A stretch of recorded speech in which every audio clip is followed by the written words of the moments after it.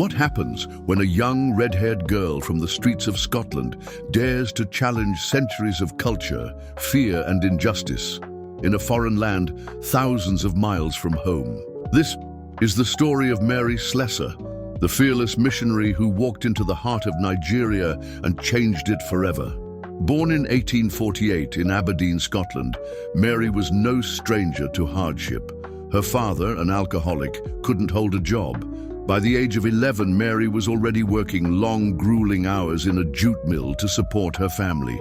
Life was hard, but inside her burned a fire no poverty could quench. While others her age dreamed of comfort, Mary dreamed of Africa.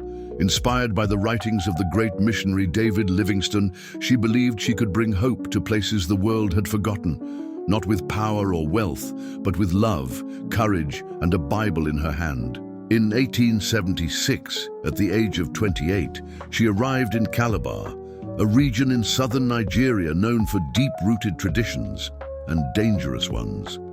Here, some tribes believed twins were cursed. One baby was seen as human, the other a demon. The result? Infanticide. Where others were afraid, Mary stepped in.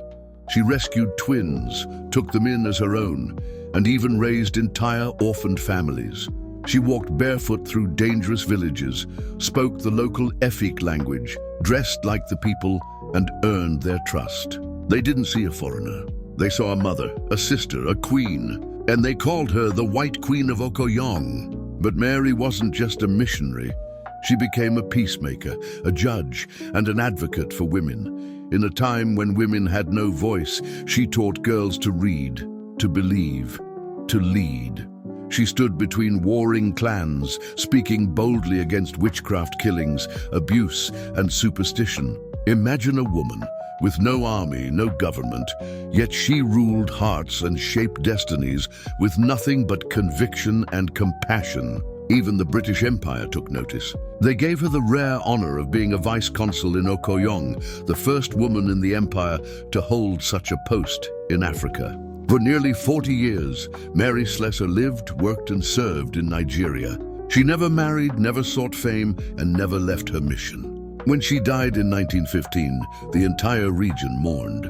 But she didn't really die.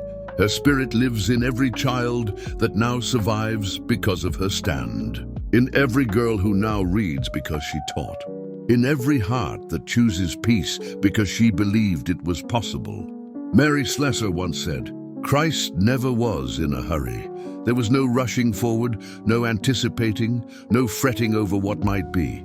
Every step was planned, every action timed to the moment."